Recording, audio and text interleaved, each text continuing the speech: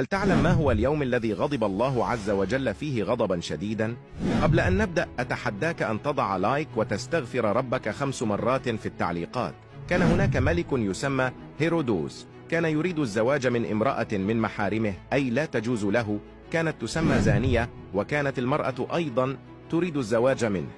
فذهب هيرودوس إلى سيدنا يحيى عليه السلام ليستشيره، فاعترض على هذا وأخبره أنه محرم.